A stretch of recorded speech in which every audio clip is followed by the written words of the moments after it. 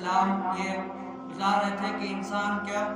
فرمایا کہ اچھی خصلتیں 360 ہیں، اور اللہ عز و جل جب کسی کے ساتھ بھلائی کا ارادہ فرماتا ہے تو ان میں سے کسی کو ایک خصلت دے دیتا ہے کہ وہ اس کے سبب جنت میں چلا جاتا ہے۔ حضرت سیدنا صدیق اکبر رضی اللہ تعالیٰ عنہ پاس میں بیٹھے تھے کہ یا رسول اللہ، مجھ میں ان خصلتوں میں سے کوئی ایک خصلت پائی جاتی ہے یا نہیں پائی جاتی؟ کیا پوچھا کہ مجھ میں ان میں سے کوئی ایک خصلت بھی پائی جاتی ہے یا نہیں پائی جاتی؟ تو حضور کائنات صلی اللہ علیہ وسلم نے فرمایا کہ اے صدیق، تجھ میں 360 کی 60 خصلتیں پائی جاتی ہیں۔ سبحان اللہ، یہ ساری خصلتیں تم میں پائی جاتی ہیں۔ اور حضرت سیدنا صدیق اکبر رضی اللہ تعالیٰ عنہ اللہ تبارک و تعالیٰ کے ایسے محبوب بندے تھے کہ زمانہ جب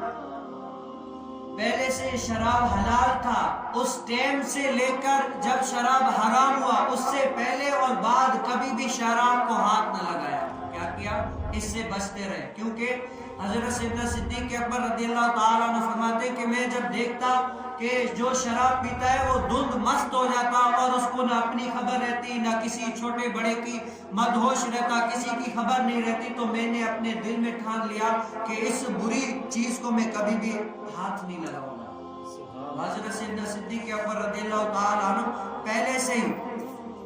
اس شراب سے بچے رہے،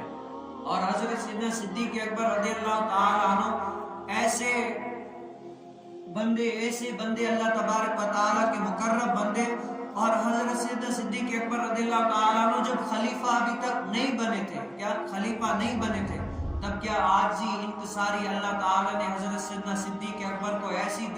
دی کہ ان کی مثال آج ہمیں نہیں ملتی۔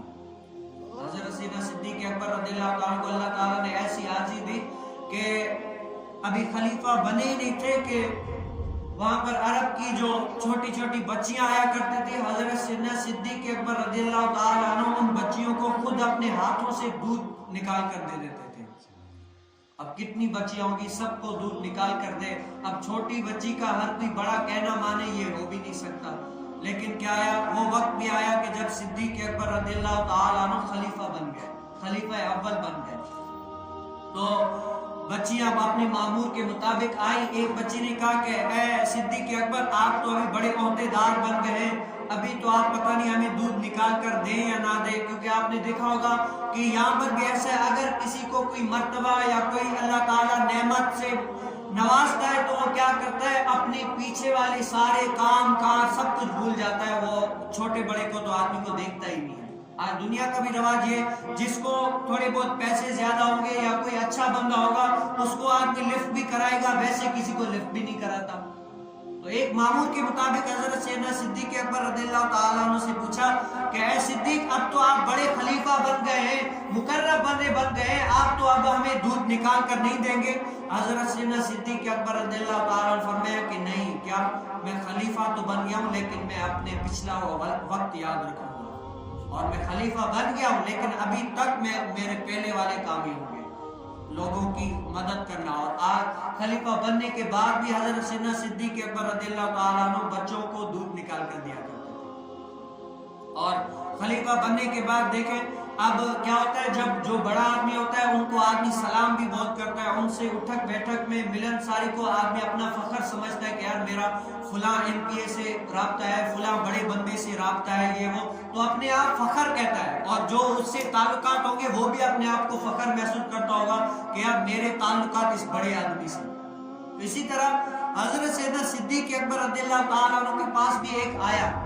جو مجمع تھا، لیکن سارے مجمع سے سلام کس کو کیا؟ صدیق اکبر رضی اللہ تعالیٰ عنہ کو کہ اے خلیفہ وقت آپ کو سلام ہو۔ تو صدیق اکبر رضی اللہ تعالیٰ عنہ کو یہ ناگوار ہو، کہا کہ میرا نام لے کر نہیں، سب کو سلام کرتے، میں بھی اس میں شامل تھا۔ اس میں یہ ہوتا آپ لوگ یہ سمجھیں گے کہ یہ خلیفہ بن گیا، یہ بڑا آدمی بن گیا، اب اس کو سلام کر رہے ہیں، باقی لوگ جو وہ کہاں جائیں گے؟ نہیں، سب کو سلام کرنا ہے، میں بھی ان کے ساتھ ہوں، میں خلیفہ بن گیا تو کیا ہوا، لیکن میں پہلے والی عمر حضرت سیدنا صدیق اکبر۔ اور حضرت سیدنا صدیق اکبر رضی اللہ تعالیٰ کو ایسی عاجزی انکساری، حضرت سیدنا صدیق اکبر رضی اللہ تعالیٰ عنہ، حضرت سیدنا امام مالک رضی اللہ تعالیٰ